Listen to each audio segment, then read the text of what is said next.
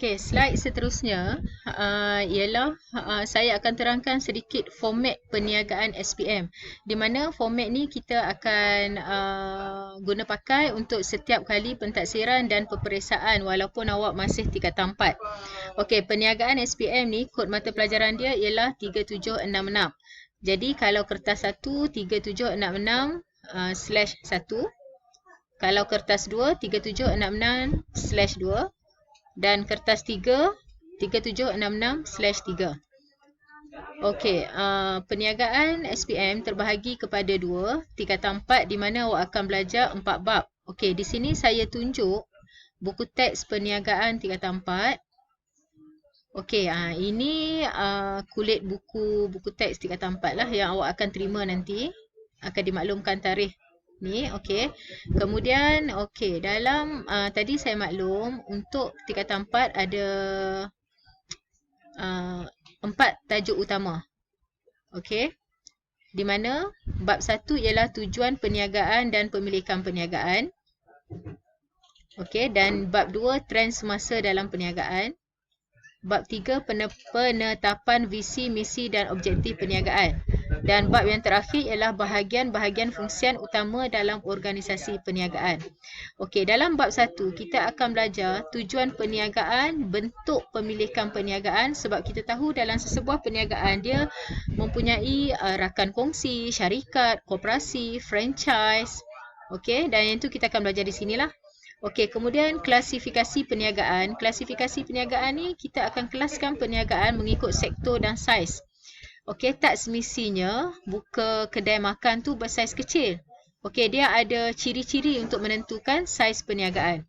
Okey, skala perniagaan pun sama. Skala perniagaan kita ada 2, domestik dan antarabangsa. So, macam mana kita nak menentukan sesebuah perniagaan tu berskala domestik atau berskala antarabangsa? Okey, dalam ni kita akan tengoklah nanti kita akan belajar. Okey, kemudian bab 2, trend semasa dalam perniagaan. Okey, trend semasa dalam perniagaan ni sangat menarik kalau kita ambil contoh apa yang berlaku dalam negara kita sekarang.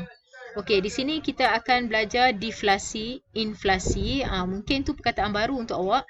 Tapi dalam deflasi, inflasi, kita akan tahu adakah negara kita sekarang, ekonomi sekarang berada dalam deflasi atau inflasi.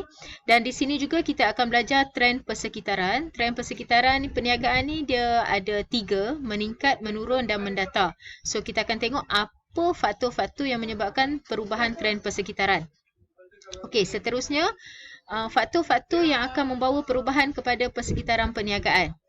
Okey, teknologi. Okey, contoh yang paling senang saya tengok sekarang, yang kita tengok sekarang ialah apa yang berlaku masa serangan pandemik COVID-19 ni. Kita tengok apa perniagaan yang paling rancak sekarang. Okey, macam kita tengok ialah food delivery dan online lah.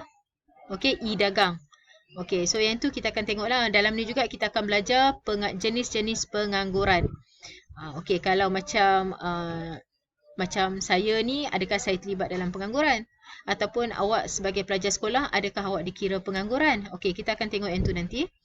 Okey, kemudian bab 3, penetapan visi, misi dan objektif perniagaan. Okey, tengok tajuk macam, alah senang je cikgu. Kita tetapkan visi, misi dan objektif. Okey, macam mana kita nak membezakan visi, misi dan objektif ni? Okey, kita ada cara untuk kita menetapkan. Okey, visi ni dalam jangka masa panjang. Jangka masa panjang tu apa dia punya kriteria? Melebihi kepada 5 tahun. Okey, kemudian objektif. Ciri-ciri objektif mesti ada ciri-ciri SMART. So kita akan tengok apa dia SMART. Okey, dalam bab 3 ni lah. Okey, seterusnya kita dah buat visi, buat misi, buat objektif. Okey, ataupun kata ringkasnya VIMO lah. Okey, saya lebih suka sebut VIMO. Okey, kita dah buat VIMO. Tapi apa kesan dia kalau VIMO tu tak tercapai? Contoh, okey, contoh saya punya objektif mengeluarkan, saya sebuah syarikat pengeluaran kereta, mengeluarkan 5,000 buah kereta sedan dalam tempoh 5 tahun. Tiba-tiba selepas 5 tahun tak capai. Tak boleh mengeluarkan 5,000 buah kereta tersebut. So apa kesan dia? Kesan dia jualan merosot lah. Okey, dan tidak boleh membayar kos dan sebagainya. Okey, itu ialah kesan dia. Dia ada 5 kesan. Nanti kita akan tengok kesan apabila gagal mencapai matlamat. Okey, kemudian apa faktor yang boleh merubah visi, misi, objektif? Okey, macam yang sekarang, apa yang berlaku sekarang. Mungkin saya punya objektif tadi mengeluarkan 5,000 buah kereta sedan. Tapi apabila berlaku keadaan sekarang, kita tak boleh, kita kena ubah. So, apa faktor yang mempengaruhi perubahan visi, misi? Salah satunya ialah ekonomi. Okey, kedudukan ekonomi dia boleh mempengaruhi perubahan VIMO. Okey. Okey, itu dalam bab 3. Bab 3 kita akan belajar yang tu saja, VIMO. Okey, dan bab yang terakhir, ini bab yang paling senang dan menarik lah. Okey, bahagian-bahagian fungsian utama dalam organisasi perniagaan. Okey, seperti yang kita tahu, dalam sesebuah perniagaan, dalam sesebuah syarikat, kita ada banyak bahagian. Okey, contoh kalau awak pergi kerja kilang. Adakah awak bahagian pengurusan, bahagian kewangan, bahagian sumber manusia ataupun awak pekerja kilang? So, kalau pekerja kilang, itu ialah bahagian fungsian pengeluaran. Okey, contoh yang kedua, awak telefon. Telefon telco. Kemudian, ada satu operator yang jawab. Okey, operator tu bahagian apa? Adakah bahagian kewangan, bahagian sumber manusia, bahagian jualan? Tak, dia bahagian pengurusan pelanggan. Okey. So, dalam bahagian fungsian ni, bahagian-bahagian fungsian dalam sesebuah organisasi kita ada 11 bahagian fungsian. Okey, contoh saya keluar universiti, saya ada memegang Bachelor Accounting. Okey, ijazah sarjana muda perakaunan. So, bahagian mana yang sesuai saya bahagian fungsian yang sesuai untuk saya kerja? So, bahagian kewangan. Saya tak pergilah bahagian jualan, bahagian pengagihan, bahagian belian dan sebagainya. Okey, so dalam tu kita akan tengoklah. Okey, apa tujuan setiap bahagian fungsian. Kemudian dalam ni juga kita akan ada pembangunan produk dan pasaran baharu. Okey, contoh kalau kita nak keluarkan produk baharu, kita nak menerokai pasaran baharu, kita ada cara-cara dia. Okey, kita ada langkah-langkah pembangunan produk dan pasaran baharu. Yang tu kita akan tengok.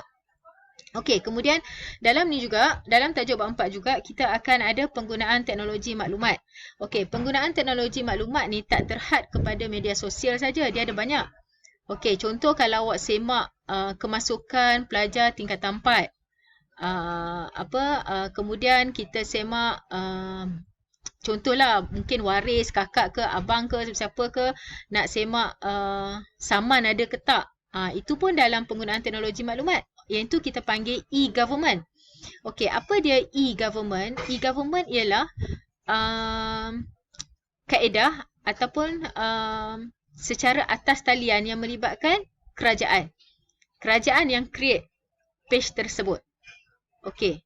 Kemudian dalam teknologi maklumat juga kita ada e-dagang, e-pemasaran, e-government. Okey, yang itu dalam penggunaan teknologi maklumat. Selain daripada email, kemudian media sosial lainnya seperti awak tahu, saya rasa awak lebih tahu media sosial berbanding dengan saya lah. Banyak media sosial sekarang kan, Instagram, Telegram, WhatsApp, yang terbaru Signal. Okey, so macam-macam lah. Okey. Okey, kemudian hubungan dan interaksi dengan bahagian fungsian yang lain. Ini kita tengok. Kemudian interaksi dan perkaitan antara bahagian fungsian yang lain. Boleh ke tak dalam sesebuah perniagaan tu, contoh saya menjual nasi lemak. Okey, dan ada satu lagi restoran nasi lemak. Okey, mungkin bahagian fungsian tu tak sama. Sebab saya perniagaan bersaiz kecil. Saya tak memerlukan pekerja yang ramai, saya tak memerlukan 11 bahagian fungsian tersebut. Tapi kedai makan ataupun syarikat pengeluaran makanan, dia memerlukan 11 bahagian fungsian tersebut sebab dia ramai kaki tangan dan tenaga kerja. So itulah kita akan tengok hubungan dan perbezaan. Okey. Okey, itu bab yang ada untuk tingkatan 4 lah. Okey, kita seterusnya tingkatan 5 ada 7 bab. Okey, saya tak nak sebutlah tingkatan 5 satu persatu, tapi saya akan tunjuk tajuk-tajuk tingkatan 5. Okey, ini buku teks tingkatan 5. Okey, saya akan tunjuk mana. Okey. Okey, bab 1 pengurusan sumber manusia, bab 2 pengurusan sumber fizikal dan teknologi. Okey, manakala bab 3 sumber pembiayaan perniagaan. Bab 4 penyata kewangan perniagaan. Okey, bab 5 persediaan menjadi usahawan. Dan bab 6 persediaan memulakan perniagaan. Dan yang terakhir ialah merancang pengendalian perniagaan. Okey, yang ini untuk tingkatan 5 lah. Saya cuma tunjuk dengan awak. Semua untuk SPM nanti awak ada 11 bab yang perlu dipelajari lah. Okey, pentaksiran perniagaan. Okey, setiap kali peperiksaan sama ada ujian 1, peperiksaan pertengahan tahun ataupun akhir tahun, awak akan ada 2 kertas utama. Okey, kertas 1 iaitu objektif, 40 soalan. Okey, objektif atau awak aneka pilihan A, B, C, D, 40 soalan merangkumi kepada 40 markah. Manakala kertas 2 ialah kertas esei. Kertas esei dia akan terbahagi kepada 3 bahagian, A, B dan C. Yang ini semua dalam bentuk esei, tidak boleh tulis point lah. Okey, saya tunjuk contoh kertas 2 yang esei. Okey, ini bahagian A, 50 markah. Okey, tadi saya kata ada 6 soalan, awak akan pilih 5. Okey, ini contohlah semua esei. Okey, manakala okey, ini ialah bahagian B. Saya kata, saya tulis dekat slide tadi ada 3 soalan, awak akan pilih 2 soalan sahaja. Okey. Okey, soalan nombor 8, soalan nombor 9. Okey, ini ialah bahagian C. Saya tulis kajian kes. Kajian kes ni wajib dijawab dan dia ada kes untuk diselesaikan. Okey, dia akan bagi maklumat, akan bagi data, carta pie. Data ni kadang-kadang carta pie, bentuk graf, apa-apalah. Okey, kemudian awak akan selesaikan masalah tu. Okey, awak akan jawab soalan tu lah. Ini bahagian C. Okey, ini contohlah saya tunjuk. Okey, dan kertas 3 kerja kursus akan diberi pada Oktober hingga Disember. Yang ini apabila bersemuka lah. Okey, yang ini semua ketiga-tiga kertas ni akan dilaksanakan secara bersemuka ataupun makluman daripada pihak sekolah dari masa ke semasa lah. Okey, okey, ini saya tunjuk dengan awak cover buku teks tingkatan 4. Okey, inilah untuk awak tengok sebelum awak dapat yang betul. Okey. Okey, itu saja dari saya. Kelas kita hari ini itu saja. Okey, sekian. Terima kasih. Assalamualaikum.